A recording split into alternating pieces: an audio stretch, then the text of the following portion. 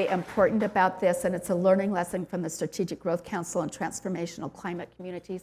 This is about everyone in the community benefiting. There has been a tendency in the past to look at certain meat products and the way certain things are grown in a somewhat elite lens, and this is not what SURF is about. It is about everyone in the community being able to be a part of an equitable and inclusive economy, the new economy, the green economy, whatever you want to call it.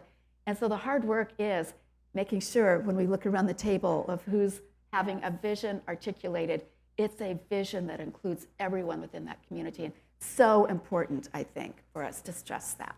That's great. So I just want to underline, Evan, is your crew here? Can they raise their hands from Valley Vision? Trish Kelly's here. Okay. Is Trish here? Kelly? Great. Back there? Good. So there are folks that you want to touch base with while you're here today because they're going to be reaching out around the agricultural portions of this work around the state. So if you have needs in your community for infrastructure, they can tell you how to get involved in your area. Or they can hook you up with who's in your area that's going to be running these processes because we want your voice there. We're going to be egging you on because we've been looking at where we need processing in the state of California. You're going to hear about that later. So it's really important. Okay, thanks. So we have a few more minutes. Any of you want to add anything? I want to add another asset, and again, it's thanks to Undersecretary Jenny Lester Moffit because she's got a really big checkbook. I want to make sure we leverage it as much as possible. One of the most recent grants that she announced was for what they're calling regional food system business centers.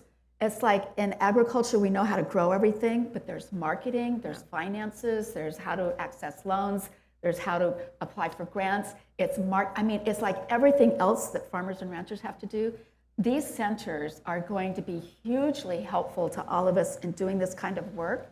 And so UC Ag and Natural Resources was awarded $35 million for the Southwest Center. Yes, we will bring other states along with us, Arizona, Utah, and Nevada. But it's a huge opportunity, and I just want to note that Trish is also going to be a project manager involved with that as we look at the infrastructure. I was just going to highlight that when you pointed out. Oh, sorry. Trish. I wanted to brag about you some more. Well, and the regional food business centers are really important, and I want to thank Trish for her leadership as well as I think probably many in the room, because one of the things we asked for was make sure that you have depth and partnership.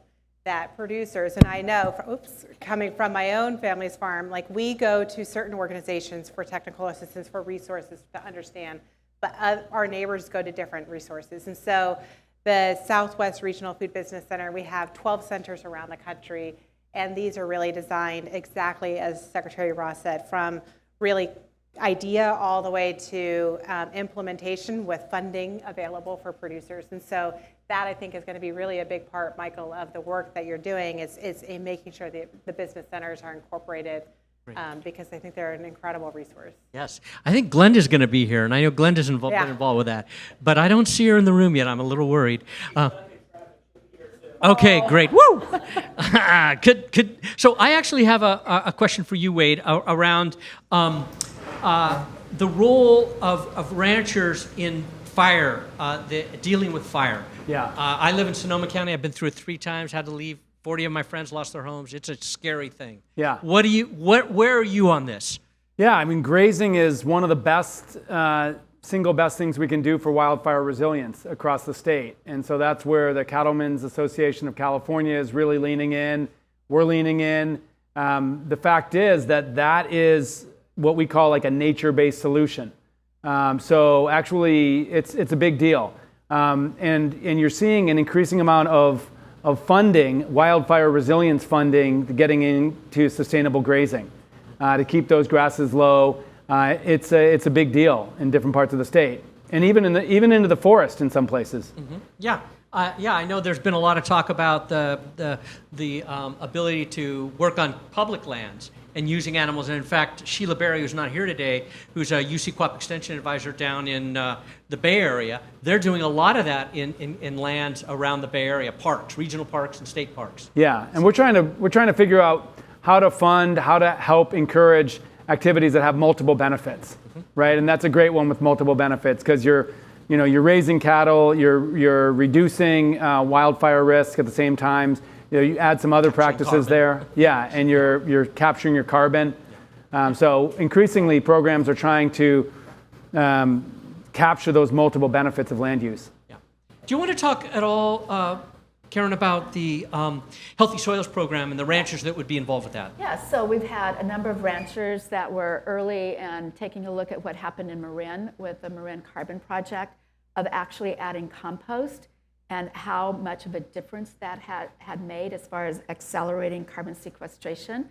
There's a lot of challenges in that, but also just rotational grazing is another way of really ensuring that it's all about getting deeper roots and all the biodiversity. I always say a third of the world's biodiversity is in the soil beneath our feet, but maybe it's only 25%, but it's a big amount. But really helping that activity, it's a huge part of the climate strategies that we have. Yep. So we are very fortunate with the budget that's being acted on this week. We had $10 million in the proposed budget in January, which was a big deal given the budget situation we're facing.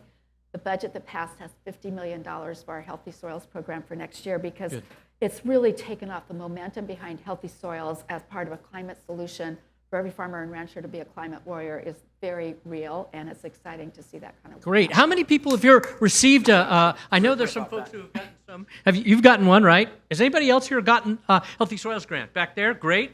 Okay, so a few of you have. That's fantastic. Spence Smith, are you here? You're in the back, right? Raise your hand. Stand up for a second. So this guy, I just did a great podcast with him about how raising animals really contributes to a lot of things, not just the soil carbon and water cycles and mineral cycles, but also human health. So if you have interest in knowing more about that, talk to Spence. He's back there in the corner. He has a lot to say. So actually, anything else? Yes. I just wanted to. Oh, I don't know. I think I have it. Sorry, I'm losing it. I'm losing it. And on this, I think what at USDA, where we're focused on building markets, and Karen, we were talking about this before we walked in today, this is about lasting solutions. This is about really laying the foundation for a food system of the future, agricultural system, and a landscape for the future. So we're working on this infrastructure and really building the capacity for farms to be able to access more better markets for their product that they grow for consumption. But there's also climate smart agriculture and the climate smart commodities program that USDA has. And I know some of you in the room are in partnership with the American Land Board and maybe some others. We're on board, yep. Absolutely. Yep. And so those are really great because they dovetail with the work that the state is doing, with the Healthy Soils program, what USDA does, with programs like EQIP, and it looks at how do we monetize also the ecosystem services that ranchers produce every day through carbon sequestration, regenerative growing, all of the different water quality, all of those benefits, and really looks at opportunities for farmers and ranchers to capture more funding. I think the vision that we have at USDA, I know the vision that Secretary Vilsack talks about often is our vision is that farmers and ranchers have multiple diverse revenue streams so they can continue doing what they do and allow for the next generation to continue to farm and ranch as well. Yeah, and in fact, you want to talk to Patrick Huber and Courtney and myself because our follow-on to this is we have one of those grants, and there'll be ways for people in this room to participate in those grants and to get paid for their ecosystem services. So that's a future phase. So I want to raise one issue because I don't know that we have just the hardcore regulatory issues that we face because USDA inspectors are rare, so there's huge workforce development opportunities there. But it's also expensive to do it at the small scale. We don't have a state program that's a functional equivalency for USDA inspected. Right. We're very hopeful that Congress will, in its wisdom, pass the PRIME Act, which might provide some additional opportunities. But Dr. Gaitan from our Animal Health Division is here in case you have questions about what we have done with good manufacturing practices and the guidance. And we're poised if there ever are some flexibilities bit into that. Because honestly, I think that will continue to be for those of us who only want to sell within the state, or because direct-to-consumer provides some additional opportunities. This is a really important piece of the meat processing side that has to be dealt with. Yep, it is. It's a huge challenge. So yeah, I want to do. I think we've done it. This has been a great start. I actually just wanted to read out the partners, because this is important for the folks who, again, I'm going back to this idea that what we're talking about today, it's already underway at a small scale, and we're just trying to grow it.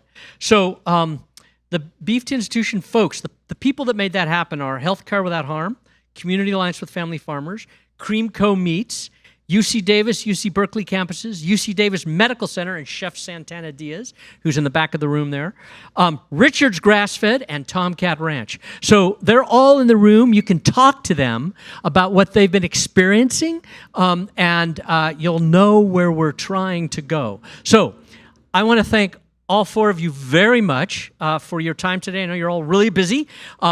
Those of you who can stay, we'd love to have you. And those who can come back for dinner, we'll love to have you because it's going to be delicious. All right. Thanks a lot.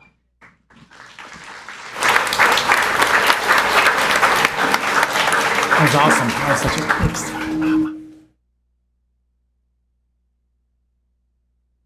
Panel. Our second panel up. Let's see. Yeah. And if you've been in the back of the room, come on in and sit down. We have a panel on UC systems, UC student and meat producer.